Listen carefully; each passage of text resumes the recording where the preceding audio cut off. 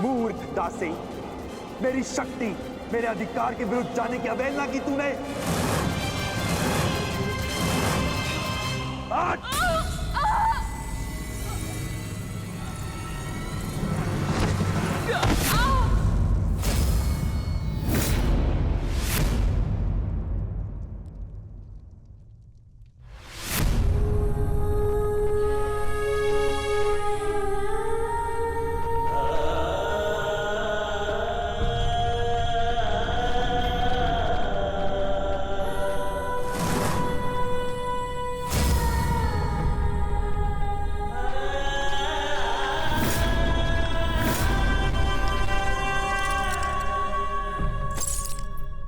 घुंघरू पहन और नृत्य कर, नहीं तो तेरे प्राण यहां नृत्य करेंगे।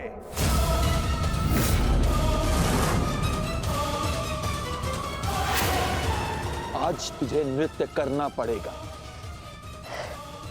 मैं महारानी के वचन की सुरक्षा में उनके अतिरिक्त कोई मुझे आदेश नहीं दे सकता। आज और सारा विराटनगर सुरक्षा के लिए मुझ पर आश्रित है।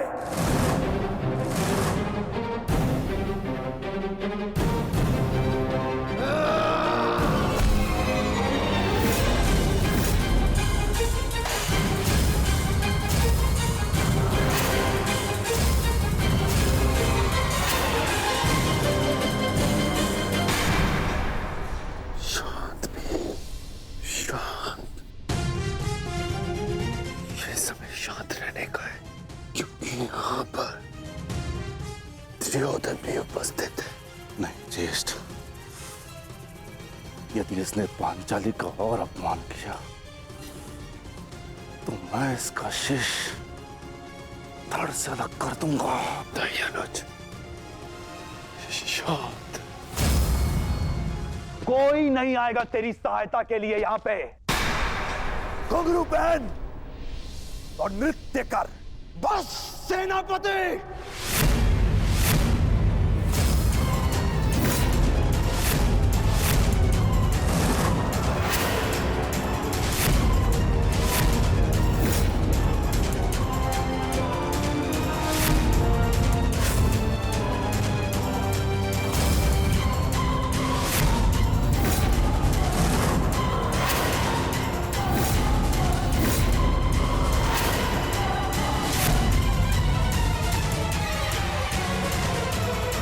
आएगा तेरी सहायता के लिए यहां पे।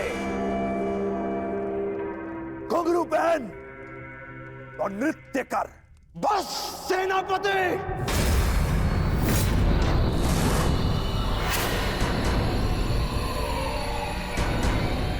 कौन था ये? किसने अपनी मृत्यु को ललकारा है?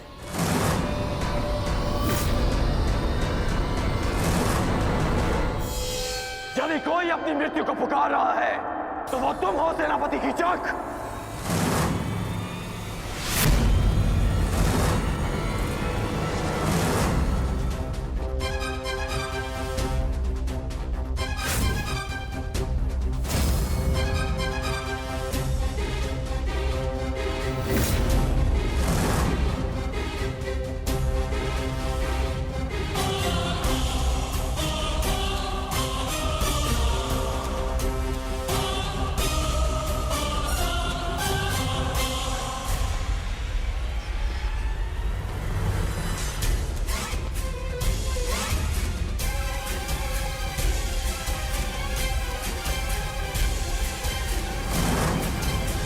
नारी, नारायणी और नाश तीनों की एक राशि होती है।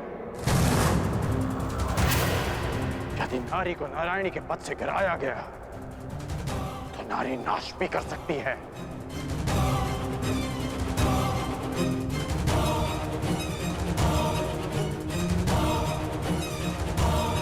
और आप युवराज, अभी तक एक नारी के अपमान का कलंक हस्तिनापुर और हमारे मस्तक से उतरा नहीं कि आप एक और अपमान के भागीदार बनने जा रहे हैं। आपको पांचाली से प्रतिशोध लेना था ना, वो आप ले चुके हैं।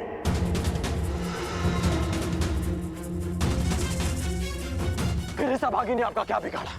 आप इस अपमान में भागीदार क्यों मान रहे हैं? मित्र,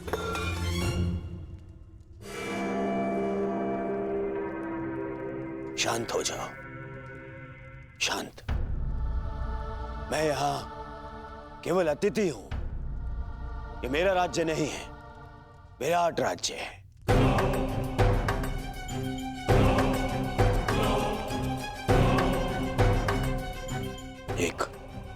एक स्वामी अपनी दासी के साथ कैसा बर्ताव करे, इस पर प्रश्न उठाने का अधिकार मुझे नहीं है। सही कह रहे हैं आप कि आपका अधिकार नहीं है। हाँ, परंतु ये आपका कर्तव्य है युवराज। एक नारी का अपमान रोकना हर पुरुष का कर्तव्य होता है।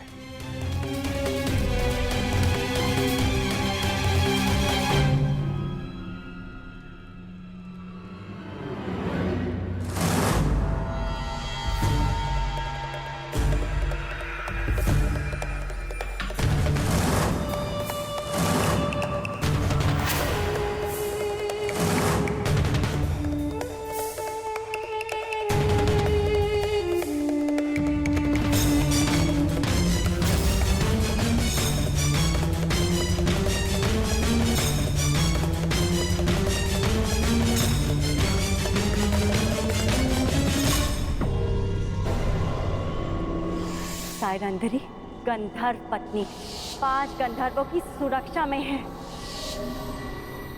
मेरा संदेह ठीक था। केवल द्रौपदी ही नहीं, 5 पांडव विराट में उपस्थित हैं। मित्र दुर्योधन को इन 5 की ही खोज है।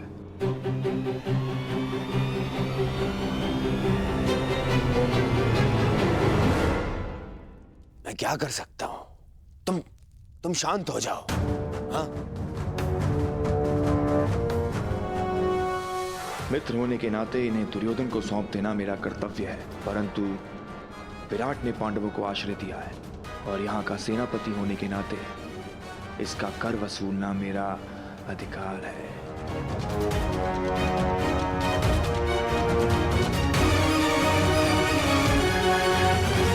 बहुत हुआ दासी, अब जाओ यहां से। तुम्हारी इस अवहेलना के कारण हमारे मित्र दुर्योधन का अपने मित्र से कलह हो गया है। आनंद के क्षणों को मैं व्यर्थ नहीं जाने देना चाहता। अब जाओ यहां से। सुना नहीं?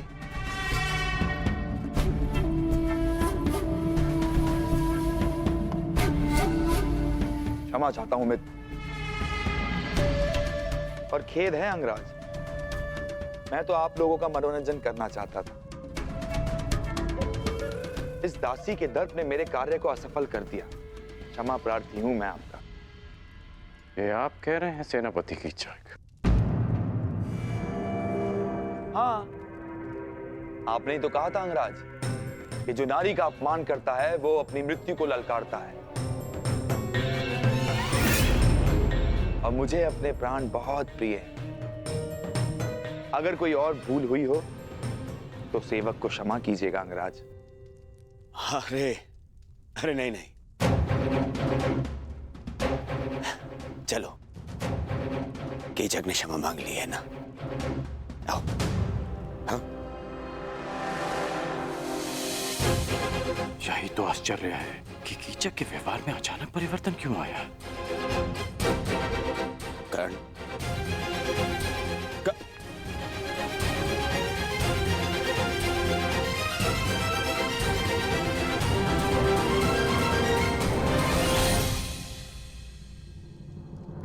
तुम्हारे अपमान का प्रतिकार मैं उसी क्षण कर देता पांचाली, परंतु तुमने मुझे क्यों रोका? क्योंकि 12 वर्ष की प्रतीक्षा, हमारी प्रतिज्ञा पूरी करने की तपस्या को भंग नहीं करना चाहती थी मैं। और आज भी कीचक ने जो कुछ किया उस दुर्योधन की उपस्थिति के कारणवश किया। अब मुझे केवल उस क्षण की प्रतीक्षा है जब युद्ध का शंखनाद होगा और मैं अपनी आंखों के सामने एक एक कौरव का नाश देखूंगी।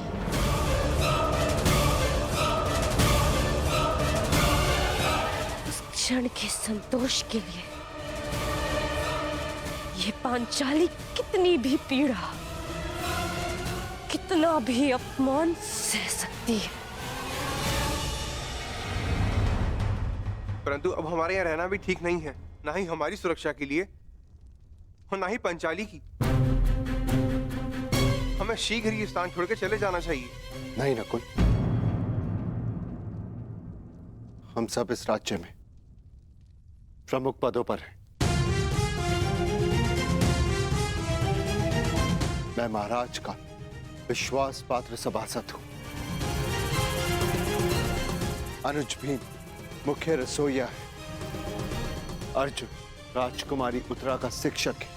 पांचाली महारानी की विशेष सहयोगी है। और तुम अश्वशाला संभालते हो और सहदेव गौशाला। इसीलिए हम सबका यहां से एक साथ निकल निश्चित ही लोगों का ध्यान आकर्षित करेगा। परंतु मुझे नहीं लगता ज्येष्ठ कि शेष 2 माह सरलता से कट पाएंगे। मेरी मानिए तो मध्यरात्रि में हम विराट राज्य को छोड़ देंगे। पता जब तक किसी को हमारी अनुपस्थिति का बोध होगा, हम सबके पहुंच से दूर होंगे। भ्राता भीम का मत उचित है ज्येष्ठ भ्राताश्री। दुर्योधन शीघ्र यहां से जाते नहीं दिखता, और जब तक वो यहां रहेगा संकट हमारे सिरों पर मंडराता रहेगा। मैं भ्राता अर्जुन के साथ सहमत हूं। ठीक है, यदि तुम सबका यही मत है तो हम सब लोग आज रात्रि गुप्त रूप से प्रस्थान करेंगे।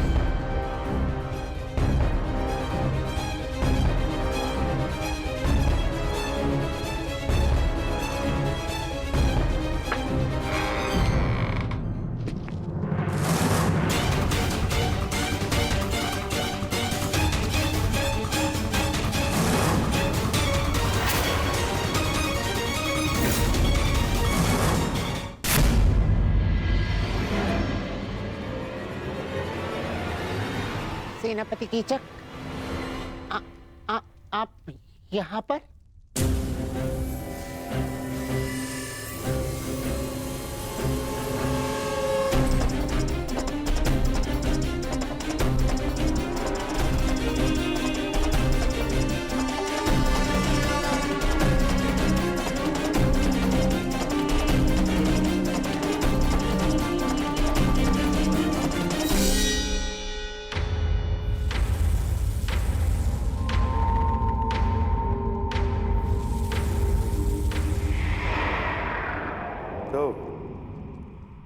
सायरंध्री के 5 गंधर्व पति उसकी रक्षा के लिए आ ही गए।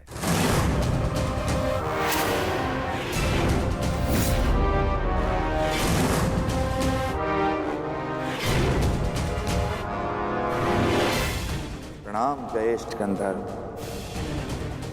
आपकी योजना अच्छी थी, परंतु विराट में कीचक से कुछ भी गुप्त नहीं रहता।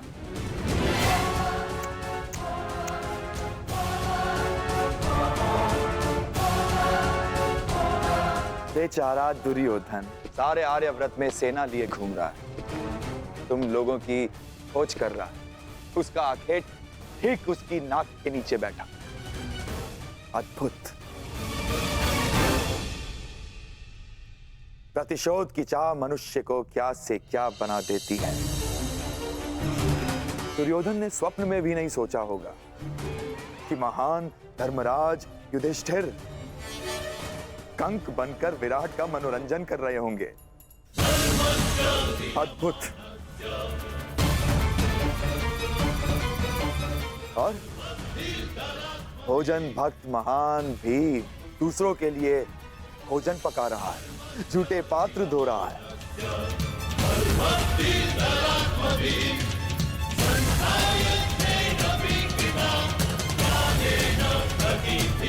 और तुम अर्जुन पशुपतास्त्र धारण करने वाला किन्नर का जीवन जी रहा है।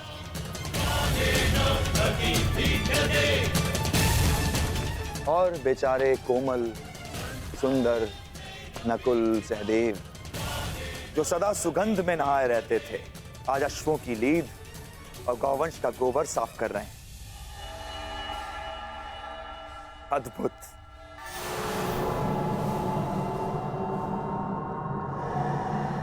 और तुम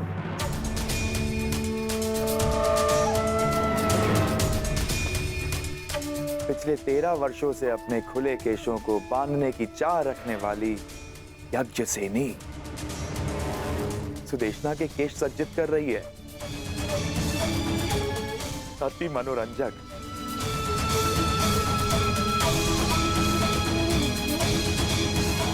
तुम पांचों भाई धूल झोंकने में सफल हुए, स्वीकार है।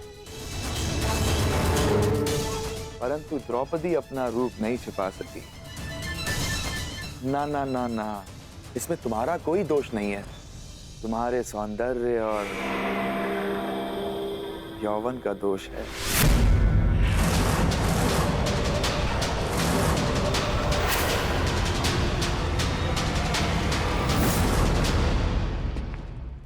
तुम्हें हो क्या जाता है कर? क्यों भरी सभा में तुमने कीचक के साथ विवाद किया? और जो कीचक ने किया उसका क्या? आपने उस अपमान का विरोध तो नहीं किया युवराज? अरे तुम्हें समझ में क्यों नहीं आता है? जिससे सहयोग की अपेक्षा हो उसका विरोध नहीं किया जाता। जिस वृक्ष से फल खाने हो उसे काटा नहीं जाता।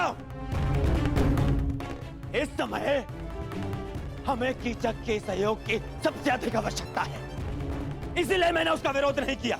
करता तो उसका सहयोग खो देता। तुम्हें पहचानने के पश्चात मन करता है कि भूल जाऊं दुर्योधन को, उसकी मित्रता को और उस वचन को कि मैं तुम सबको ढूंढने में उसकी सहायता करूंगा। बस मुझे एक पुकार लगाने की देरी है। मेरे एक शब्द पे पुनः तुम लोगों को 12 वर्षों के वनवास का मार्ग दिखा सकता है।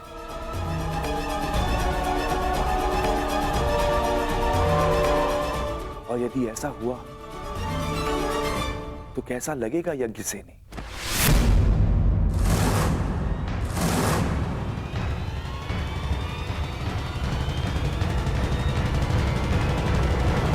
नहीं, मैं ऐसा पाप होने नहीं दे सकता।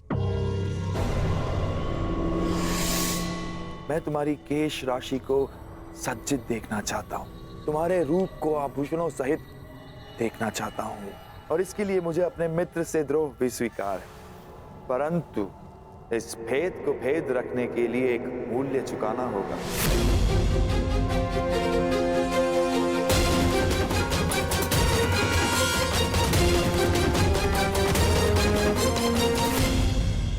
जो मेरे लिए कोई महत्व नहीं रखते, वन में रहो या महल में।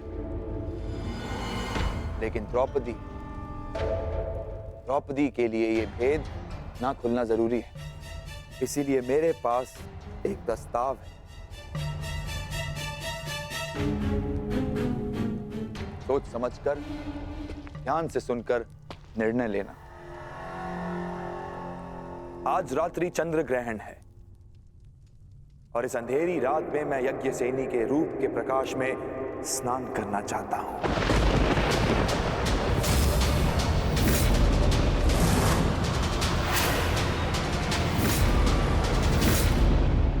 यदि उस स्त्री का मान भंग हो जाता तो हस्तिनापुर फिर से अपना सम्मान खो बैठता। युवराज, क्या पांडवों को ढूंढने के लिए आप फिर से हस्तिनापुर का सम्मान दांव पर लगा देंगे? पांडव मिले या ना मिले, परंतु अब जब भी वो सामने आएंगे तो हम उनसे युद्ध करेंगे, युद्ध में उन्हें पराजित करेंगे। और मेरा मानना है कि हमें हस्तिनापुर वापस चले जाना चाहिए। कितनी बार मैंने तुमसे कहा है कि तुम केवल और केवल बाण चलाया करो, बाण, अपना मस्तिष्क नहीं। समझ गए? तुम केवल युद्ध करना जानते हो। राजनीति करना तुम्हारे बस की बात नहीं है। समझाओ, समझाओ अपने मित्र को। पांडवों को पकड़ने का अंतिम अवसर है हमारे पास दुर्योधन, अंतिम लक्ष्य हमारे सामने है दुर्योधन। और तुम्हारा ये प्रिय मित्र कह रहा है कि हस्तिनापुर जाकर हम संतोष की निद्रा में सो जाए। मैं ये नहीं कह रहा हूं कि हम संतोष की निद्रा में सो जाएं। तो मैं ये कह रहा हूं कि हमें हस्तिनापुर शीघ्र ही लौट जाना चाहिए, क्योंकि यहां रहकर हम अपना समय व्यर्थ कर रहे हैं। क्या कहा तुमने? युवराज, सेनापति कीचक ने हमें सहायता का वचन दिया है। यदि पांडव यहाँ होंगे तो वो अवश्य उन्हें पकड़ लेंगे। हमें हस्तिनापुर वापस चले जाना चाहिए, क्योंकि पांडव यहाँ नहीं मिले तो हमें संभावित युद्ध के लिए तैयार रहना चाहिए। और आप दोनों भूल रहे हैं कि पांडवों का अज्ञातवास पूर्ण होने में केवल 2 माह शेष हैं। 2 माह शेष है, 2 माह शेष है। क्या हो जाएगा 2 माह शेष है तो? फिर से युद्ध है? युद्ध युद्ध युद्ध कर्ण, केवल युद्ध। तुमने कभी शांति नामक शब्द सीखा भी है या नहीं कर्ण? हाँ, कहीं ऐसा तो नहीं कि तुम जिसे संभावित कह रहे हो उस युद्ध को तुम निश्चित करना चाहते हो ना? अर्थात तुम्हें ऐसा क्यों लगता है कि युद्ध ही होगा? कहीं ऐसा तो नहीं कि तुम चाहते हो कि पांडवों का अज्ञातवास पूर्ण हो जाए?